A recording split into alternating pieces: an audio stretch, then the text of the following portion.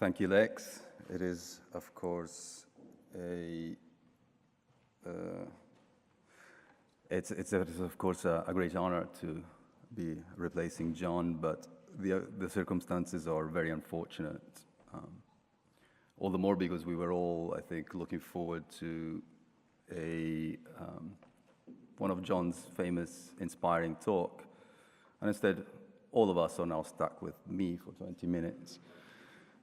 And unfortunately, I can't even be a bad copy or a bad replication, maybe I could say, of John. So what I felt I could do for today was bring my own perspective, the way it is evolving around these issues. And so, whereas this was John's original intended topic, I felt I would add this as my personal perspective on introducing this morning's session. What do I mean by conceptual challenges? In particular, what I want to explore is the sense in which we can and should arguably talk about replicability or reproducibility crisis in science. And in order to make my points, I'll take inspiration from a few empirical results that we obtained recently with John and with Rodrigo Costas of Leiden University around examining the prevalence of biases in meta-analysis, and in particular, I'll focus on these three major issues that are said to, or correctly believed to underline or indicate the possibility of selective reporting. So small study effects, gray literature bias, and decline effects. And this will give me the opportunity, essentially, to discuss one of the, I think, crucial issues that we should be mindful about when talking about a reproducibility crisis, which is the question of where, meaning in what field, for example, or context, and what might the problems we want to address be. And even a deeper question is raised about what reproducibility itself means. What do we mean when we say that there is a reproducibility crisis, and whether a crisis narrative is still the best way to characterize what is inspiring all the great work that has been presented at an impressive conference such as this one. So, as Lex mentioned, selective reporting is identified as a main cause of irreproducibility. Now, a lot of the understanding around this issue comes from meta-analysis. For those of you who are not familiar with what a meta-analysis looks like, this is the most illustrative graphical representation of a meta-analysis. It's a forest plot, so-called, where different studies have their main effect concerning a specific hypothesis extracted and compared to obtain an overall summary. The summary is based on weighting the main effect reported by different studies by some measure of precision. This primarily has to do with the size of the sample used by the study, and this is often represented, as in this case, by the size of the square, indicating where the effect size is. And more completely, one normally indicates a confidence interval represented by the bar, which also includes essentially the variance within the sample itself. This is a real-life, clear example of a possible small study effect, and that you can see how you have three huge studies all reporting effectively non-statistically significant results, and then you have this odd one out small study which is highly imprecise and yet is actually reporting a rather extreme effect. An even more direct proxy, actually let me stress another thing. So the idea would be that a small study like this, being more subject to random sampling variation, offers, in a sense, more opportunities for researchers to capitalize on chance in obtaining a strong result. And at the same time would have, per se, being small, lower chances to be published unless it reported a statistically significant result. So the end result is that you have this kind of distorted picture of the literature. If there were no bias, you would expect small studies to fall all along the spectrum of possibilities. A gray literature bias is an even more direct indication of a possible selection of publications. This is, again, a real-life example concerning, mostly, I think, industry studies on nicotine replacement therapies. And you see how you have most studies all lining up, reporting a positive result. There is one study that oddly found a completely different result, and I'll let you guess which one was the one that wasn't published. And so that is called the gray literature because it doesn't appear in the formal peer-reviewed literature. So what we did to get an imprint of how extensive these issues are in science was to try to draw a representative sample of meta-analysis from all disciplines. Of course, this will be all disciplines or all fields within disciplines that do meta-analysis to begin with. So it's as representative as we could make it in that sense, but we had a decently large sample. And so from each of these studies, we took back one meta-analysis from which we extracted the fundamental information concerning the primary studies, as well as relevant study characteristics, such as precision or whether it was published in a journal or not, to then estimate in each meta-analysis whether there was an association between the magnitude of reported effect size and whatever characteristic we were looking at. And then what I'm going to show you is effectively the summary of these estimates running across the entire sample. So it's a second-order meta-analysis of these results. So a weighted average of what's going on in science. And this is the key result that I wanted to show you. So this is how we estimate small study effects to run across the entire sample. And this is how we estimate gray literature effects, gray literature bias to occur. And in both cases, the predictions are matched exactly, that we have a strong positive effect in this case, as should be expected. And we see that gray literature reports, on average, smaller effects. However, there is more to the story than this. There is more to the story than an average. And this is what actually these numbers and some of these details, which I'm not going to mention, indicate. The point of providing this extra information is that if you look at how these effects are, for example, distributed across the meta-analysis, you see a picture that is very nuanced. For one thing, we have a long tail of extreme effects, which in the overall summary don't have usually much of an influence because these are small meta-analysis, so they weigh less in the overall summary.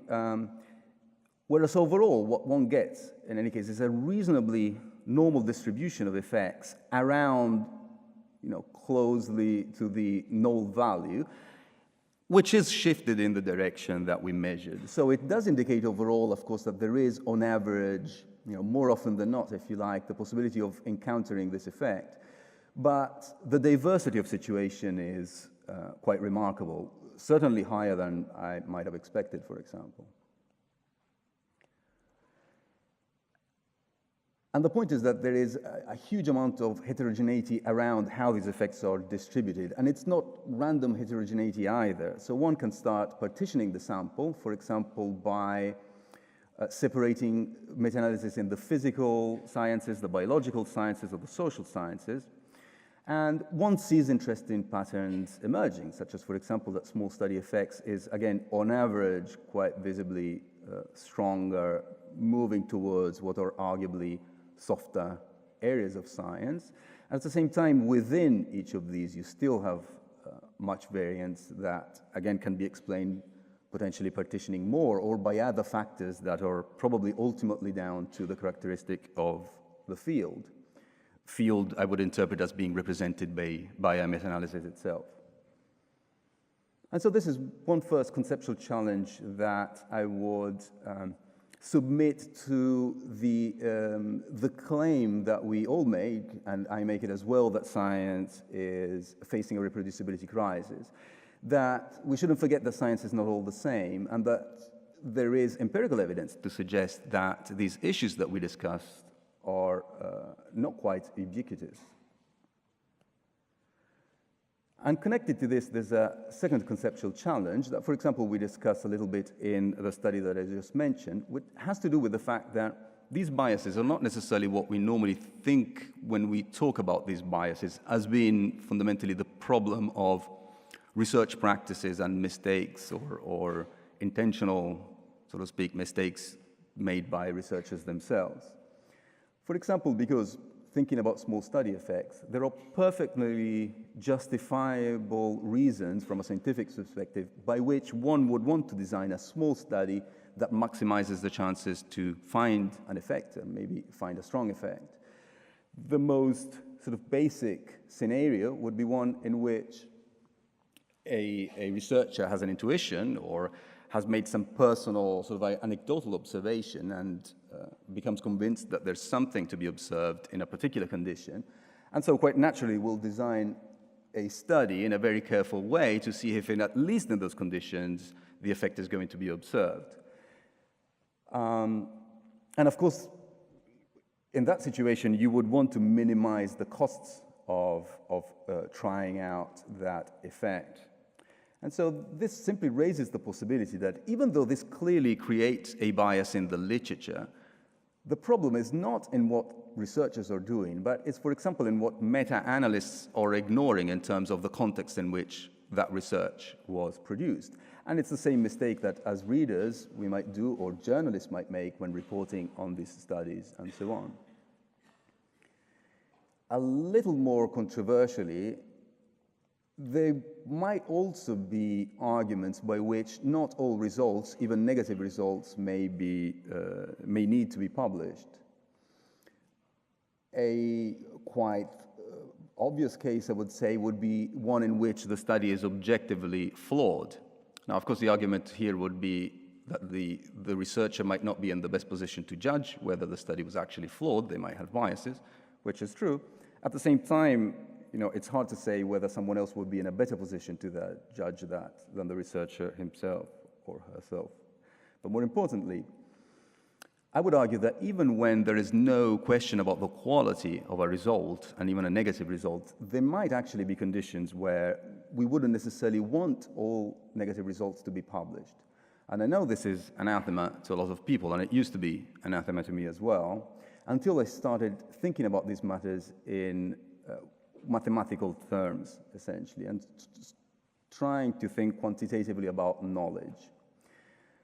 And this is work in progress that I've been conducting for a while. So at the moment, I'm going to refer to an essay presented in a preprint server, which, by the way, is soon going to be updated for the third time, and in a major way. So I'm soon going to release a longer version, which includes more examples as well as new results and important sort of rethinking and amendments of previous analysis.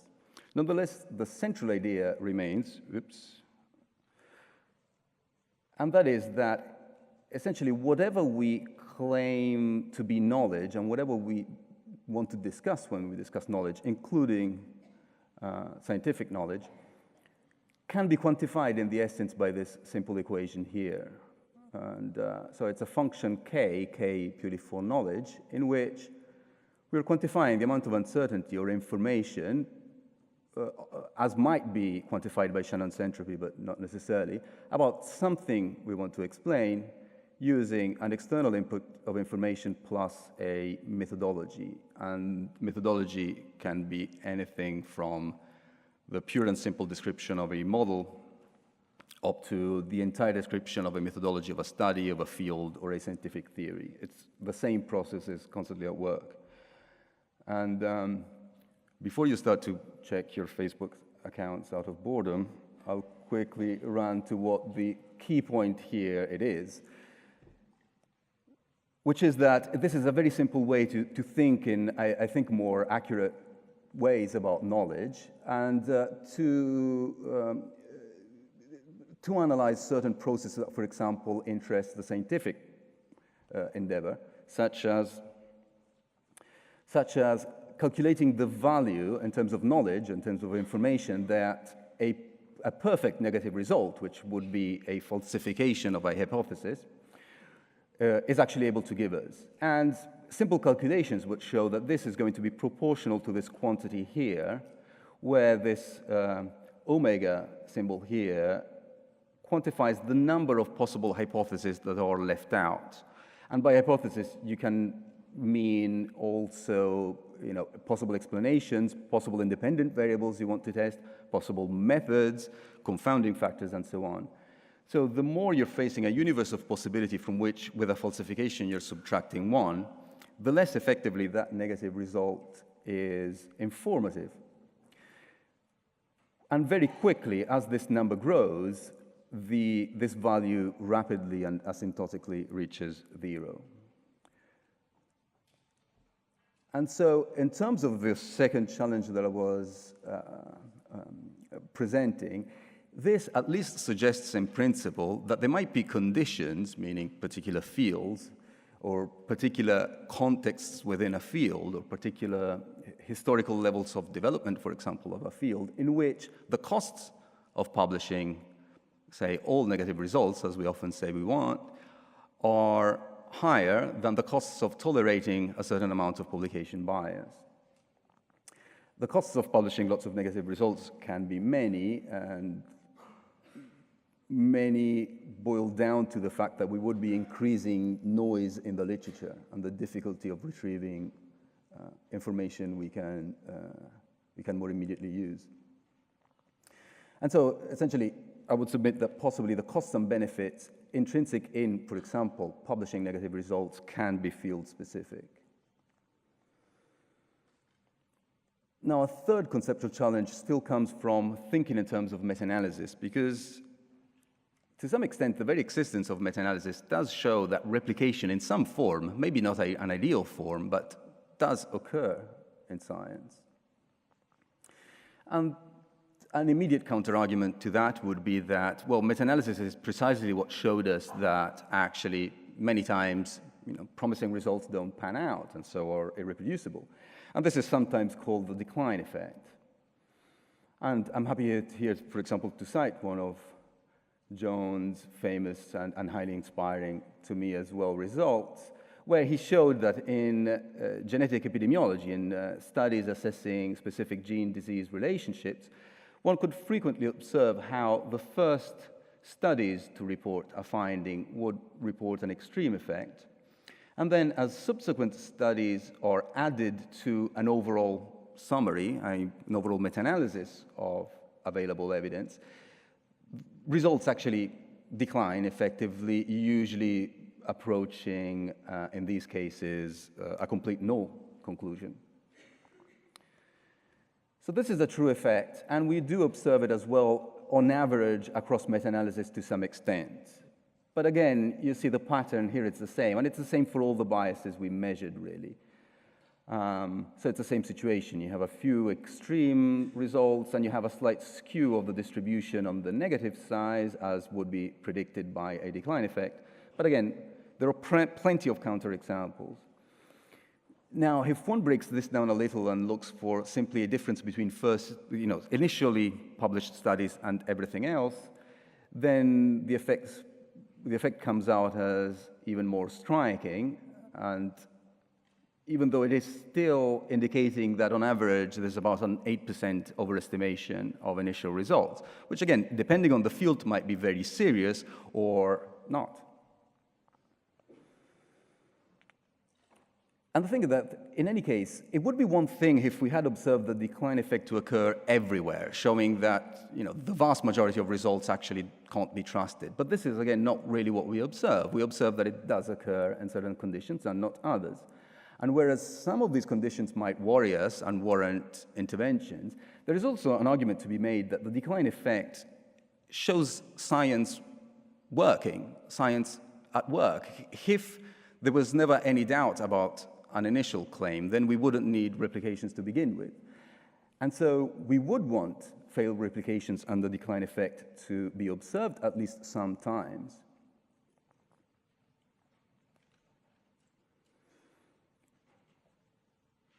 Now, I think reproducibility studies have been a game changer in the field, and I truly believe that are going to stand out as the will go down in the history of science as being the moment where the scientific community raised its level of consciousness to by at least one step. And because of the incredible insights they allowed us to make within the scientific process. What I'll simply submit here is that, like all truly groundbreaking research, they by now seem to raise more questions than they actually answer. Questions such as, how actually do we go about measuring reproducibility? This has been an increasing debate among statisticians, which are trying to produce ever more refined methods, but there's still clearly a lot of debate. And even deeper debate are raised about what are we supposed to measure in the first place. For example, it's not always clear, and again, this is likely to vary between areas of science, as to what exactly we are supposed to be reproducing when we conduct a reproducibility study. And so, this might be a little over the top as a summary, but I think it does capture one, in a sense, the main results of conducting a reproducibility study to assess the presence of a scientific crisis. And the final challenge I wanted to submit pertains to work that we did again with John and with Stephen Goodman, which we'll be talking this afternoon. And I hope I'm not going to anticipate too much of what he's going to tell us, and he was the main leader, certainly, on this paper, but has to do with what we mean when we say reproducibility. And we try to simplify and clarify a little the picture by indicating at least 3 different possible meanings. There is an inferential reproducibility, and a perfect example of this is what we just mentioned surrounding the results of the reproducibility initiative in psychology. And this has to do usually with disagreements over theoretical or methodological issues. And the solution here is primarily to foster the scholarly process as it is supposed to occur. What most people understand in terms of reproducibility is a reproducibility of results. And here again, a good example of when things might go wrong here is the decline effect. And this, the problem is, can be due to a number of different factors. There might be methodological flaws with one or the other study. It might be down to poor reporting or selective reporting or questionable research practices and worse. But it also clearly could have something to do with the intrinsic complexity, for example, of the phenomena being observed. And whereas it can certainly be improved and sustained by better reporting, more transparency, and everything that we want to discuss in this session, at the same time can never be expected to be 100%. And again, the amount of reproducibility we should expect, it's probably likely to need to be determined by field or by context. And finally, you have methods reproducibility, and this is reproducibility arguably in the original and literal sense. And this, one way or the other, in my understanding, ultimately has to do with missing information, which could be because of poor reporting of methods or selective reporting of results and methods, or lack of expertise in who's doing the initial study or the replication study. And this is clearly what can be and should be improved by better reporting, more transparency, and so on. And this, at least ideally, could be imagined as reaching a 100%. Now, very briefly, why do I think raising these conceptual issues is important? Because if anything that I said is even partially true, then the 90% readers of Nature that in this survey declared to think that there has to be at least a slight reproducibility crisis in science are wrong. And it is therefore all the more unfortunate that a message that science is broken trickles down inevitably to the media. And these are times in which people in the media make money by shocking the public, often to the point where an obvious irony is completely missing here, that we are relying on scientific studies to prove that science is wrong. I mean, there is a logical fallacy that is somewhat lost in the chaos. And so, okay, I'm late, so I'm not going to summarize the 4 conceptual challenges, but I'll just mention that I think a 5th one is that a grandiose conference such as this is living evidence that science is actually a healthy enterprise. And so Lex is about to attack me, so I'll very briefly just mention what my baseline was going to be, which is that we cannot say that science is broken. I think it's empirically unsustainable, and it might have been justified in old times, and it might have served our purposes very well, but we now have evidence that allow, I think, the field ultimately to mature. And I don't think that such a narrative is actually necessary. If we really want to keep talking about a crisis, there's a sense of the word in which we should be meaning and intending that we are facing new opportunities and new challenges. And this is truly what I think is going on. Computers and the internet are taking over our lives and are making science more powerful than it ever was. We can tackle more subtle phenomena, more complex phenomena. We can do ever more refined analysis, and we are truly becoming a global research collaboration. And so these are both opportunities, but raise new challenges in a number of ways that we could discuss in terms of research integrity, and also raise the hopes of the old dream of truly having a reproducible, at least in a method sense, shared, communal, organically skeptical science. And we don't need to talk about a crisis, really, to embrace this promising future. Thank you very much.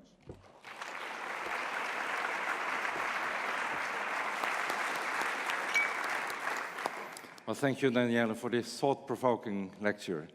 You've asked a lot of questions, and we have to look for the answer in the coming years, because it's not that easy. That's the short summary of your talk. Are there any questions or remarks people want to make? Gerd Antes, please go ahead. Gerd Antes from Freiburg in Germany. I would strongly challenge your statement that it may be justified not to publish because of poor quality. How should that work in practice? I'm involved in one of these cases where the investor just declares poor quality and then really fights the publication. I think this will not work as a concept. I can see where you're coming from. I think that argument is even more defensible than the latter one. And again, there are costs in publishing anything, and we should be mindful of that as well. And I think in general, in the whole agenda that we are discussing, at the moment we are very focused on what to do and interventions and solutions. We are less mindful at the moment, but I think things will change, about the costs that any such intervention entails, and we will have to need to balance those out. This is true of any interventions we ever make in anything in our lives, and it remains true for science as well. Okay. Thank you again.